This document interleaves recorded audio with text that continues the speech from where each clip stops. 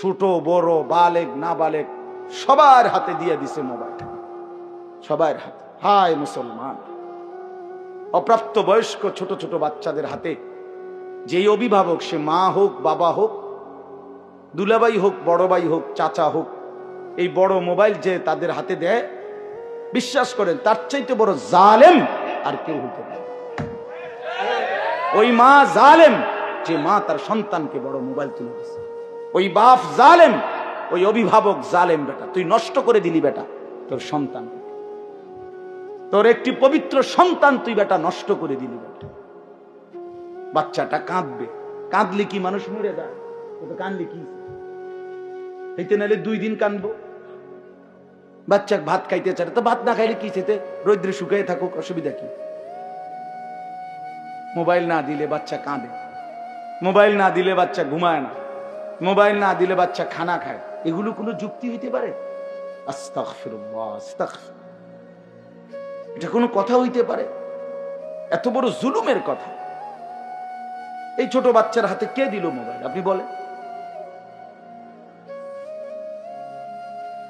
কোনো হায়া লজ্জা নাই, কোনো অনুভূতি বিবেক নাই।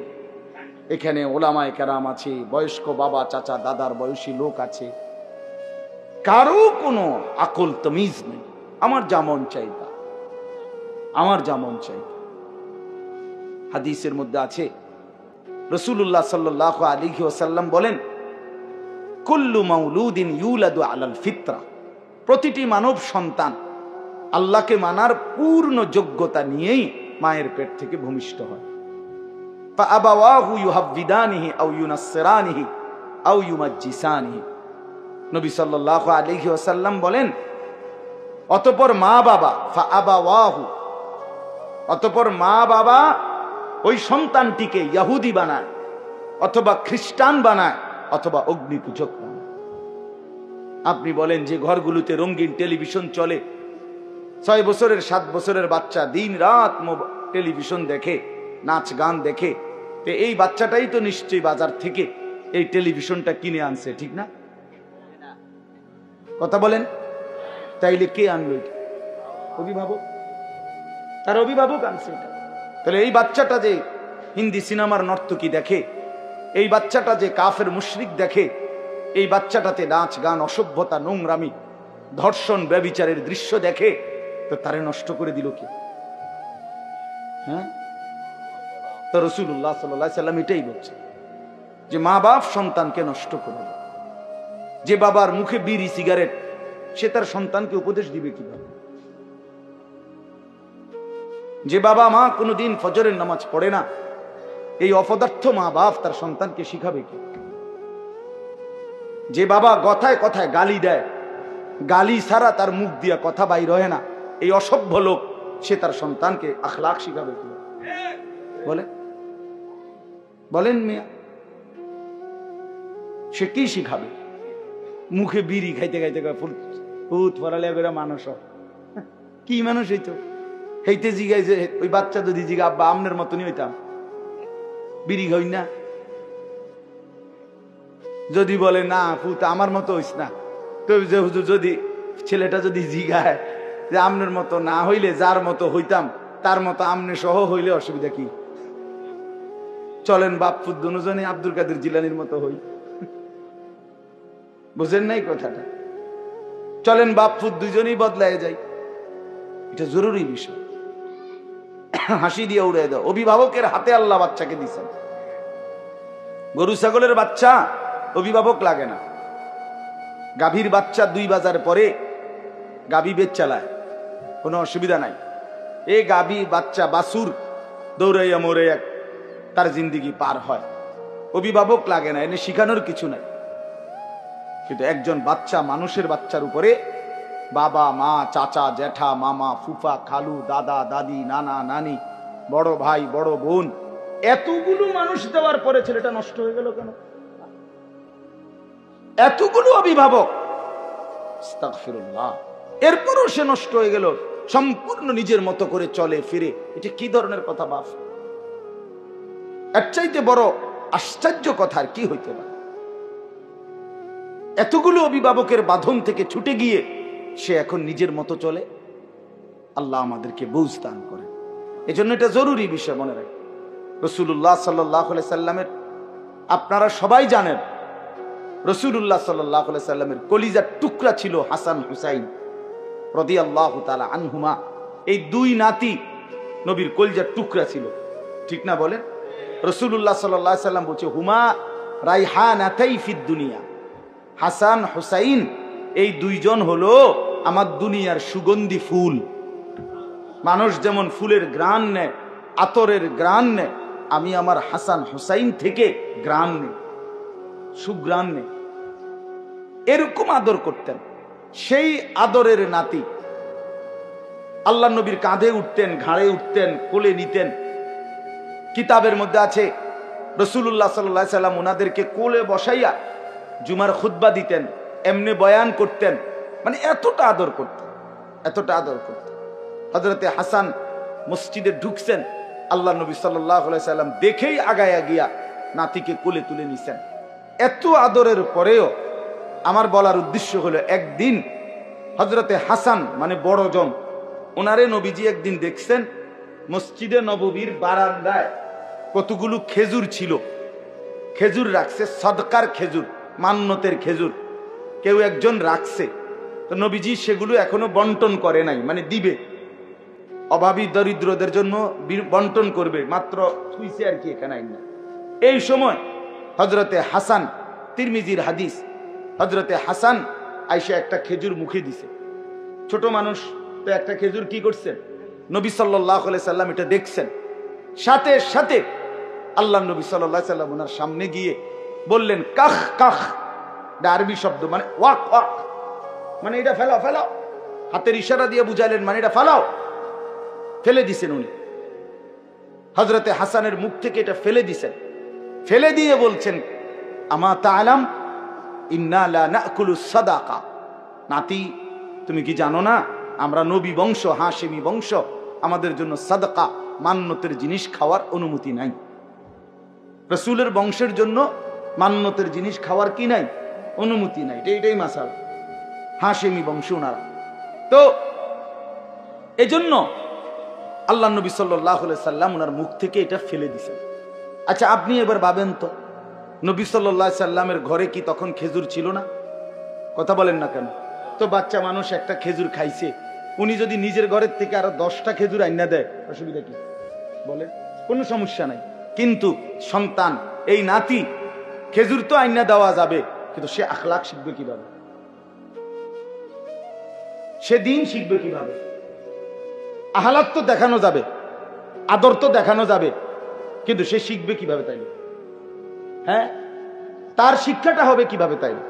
যে না, বাচ্চা মানুষ একটা খেজুর জন খাইয়েই ফেলছে, তো আমি আরো 10টা খেজুর আইনা দিয়ে যাই, এটা না দিলে নামনে, কিন্তু সে শিখবে কিভাবে?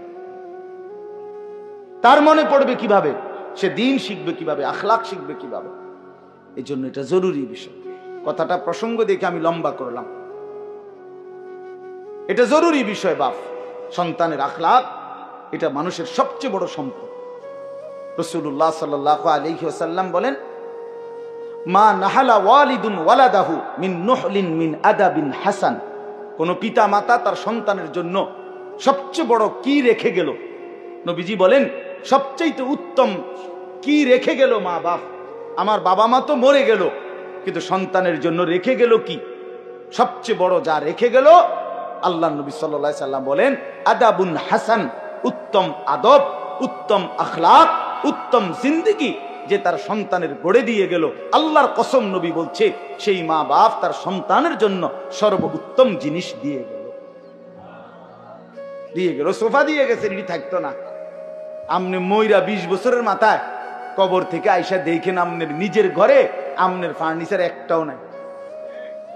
হ্যাঁ হ্যাঁ, যদি জিজ্ঞাসা করেন নাতি পুত আমি যে বানাই দিছিলাম হেইটি কই, হে বলবে আব্বা এটি অন চলে না, আমনের সোফা এটি ফিসা দিয়ে ফিটটা হালাই দিছি, এটি অন চলে না, এটি বার্নি শিটটা গেছে, কোনা ভাঙ্গিয়া গেছে, নতুন পিছনের গুলো চলে না।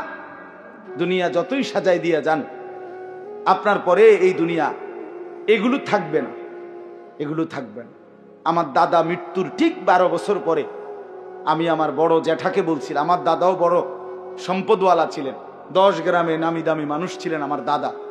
হালের বলদ ছিল দাদার অনেক, বড় গৃহস্থওয়ালা ছিলেন, জমি জামা চাষাবাদ করতেন, অনেক বড় বাড়ি। ঠিক গুনা 12 বছর পরে আমার বড় জ্যাঠাকে বলছিলাম, জ্যাঠা আমার দাদার রেখে যাওয়া এত বড় বাড়ির স্মৃতিস্বরূপ আপনার কাছে আছে এমন একটা কিছু আমারে দেখান। একটা লবণের বাটি, কাচের প্লেট, একটা গ্লাস, জগ, মগ, কিছু একটা।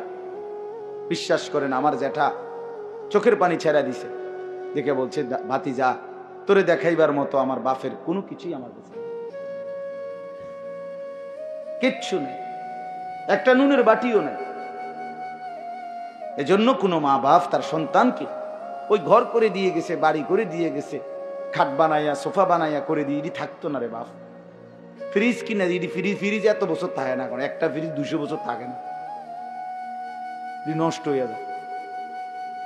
নতুন মডেল আসে, নতুন আরো কোয়ালিটির মধ্যে বাড়ায়, যেটা মধ্যে এখন এই সুযোগ সুবিধা বার করছে। তো এখন মহিলা এই যে শুরু করবো ফ্যান যে এটার মধ্যে বরফ হয় না, এটা আগেরটি বদলাই, এটা কেনেন যে এটা এখন এটার মধ্যে বরফ হয় না, মানে বরফ জমে না আর কি, এমনি ঠান্ডা থাকে, একই নন ফ্রস্ট না কি যেন এই। তাইলে প্রতিনিয়ত মডেল বদলায়, দুনিয়া বদলে যায়, দুনিয়া বদলে যায়, কিন্তু সেজদা বদলায় না। আজকের এই এক সেজদা, আল্লাহর কসম, রব্বুল আলামিন হাসরের ময়দানে জান্নাতে আল্লাহ তাআলা নিজ হাতে বলবে, বান্দা এটা তোমার এই সেজদার পুরস্কার। আল মাল ওয়াল বানুন জিনাতুল হায়াতিদ দুনিয়া। আল্লাহ তাআলা বলেন, সম্পদ, সন্তান এগুলো শুধুই কেবল দুনিয়ার সৌন্দর্য। ওয়াল বাকিয়াতুস সালিহাত, বাকি থাকবে একমাত্র আস-সালিহাত, সমস্ত নেক আমল, সমস্ত নেক আমল, সমস্ত নেক আমল। দুনিয়ার সবটাই শেষ হবে বান্দা, কিন্তু সেজদা, জিকির, তেলাওয়াত, তাসবিহ, কান্নাকাটি, তাহাজ্জুদ, আওয়াবিন, ইশরাক, দান, সাদাকা, গুনাহ থেকে বাঁচা, এটাই টিকে থাকবে একেবারে অনন্তকাল, আখিরাত, জান্নাত পর্যন্ত। এই জন্য অনুরোধ করলাম, সন্তানরে নষ্ট করেন না, সন্তানরে বরবাদ করেন না, সন্তানকে দিন শিখাবেন। একজনও একটা বাচ্চাকেও, ছেলে কেউ না, বাপ মেয়ে কেউ না, কাউকে বঞ্চিত করেন না। মুসলমানের ঘরে জন্ম নিয়া কোন মুসলমানের বাচ্চা যদি আল্লাহর কোরআন পড়তে না পারে, তার চাইতে বড় বদনসিব, দুর্ভাগ্য আল্লাহর কসম আর কিছু হইতে পারে না। মালিকরে চেনে না, সেজদা চেনে না, আল্লাহর কালাম পড়তে পারে না। হায় বেটা, তুমি তোমার সন্তান কি বানাইলা? এই অমানুষ কেন বানাইলা? কি করলা জীবন, কি করলা জীবন? এই জন্য একজনও নিজের একটি সন্তানকেও আল্লাহর কোরআন থেকে বঞ্চিত করবেন না, নামাজ থেকে বঞ্চিত করবেন না। চেষ্টা করবেন, চেষ্টা করেন যে হুজুর চেষ্টা করছি, মনে 50 বার বলছি না, 50 বার বলার পরে আর বলতে হয় না, এই সিদ্ধান্ত আপনারা কে দিছে? কথা বলেন। মনে 3 বছর চেষ্টা করছি হুজুর, তারে মানুষ করতে পারলাম না, তো 3 বছর পরে ছেড়ে দিতে হয়, মানে আর বলতে হয় না। এই ফয়সালা কে দিল? চেয়ারম্যান আপনি সিদ্ধান্ত দিচ্ছেন, এটা কে দিল বলেন? এটা কে ফয়সালা দিল? কথা বুঝেন নাই আমার? যে আমি আমার বউরে হুজুর 2 বছর ধরে কইছি পর্দা করতো, বেড়ি করে না, আচ্ছা ঠিক আছে পর্দা করে না, তো 2 বছর পরে আর বলতে হবে না, এই অনুমতি কে দিল? এমন কোন অনুমতি কেউ পক্ষে দেওয়ার ক্ষমতা আছে কারো? তো 950 বছর এক টানা নূহ আলাইহিস সালাম মানুষকে আল্লাহর দিকে ডাকছে। 950 বছর, 950 বছর মামুর বাড়ির কথা না, 950 বছর আর 950 টাকা এক কথা না। 950 টাকা মানে তো 50 টাকা কম, 1000 টাকা। কিন্তু 950 বছর আমরা এক একজনের বাপ দাদা 14 গোষ্ঠী কয়জনের হায়াত মিলাইলে 950 বছর হবে? গোনেন, বইয়া বইয়া গোনেন, 60-70 করে মিলান, তাইলে 950 বছর এক টানা তিনি আল্লাহর দিকে ডাকছেন।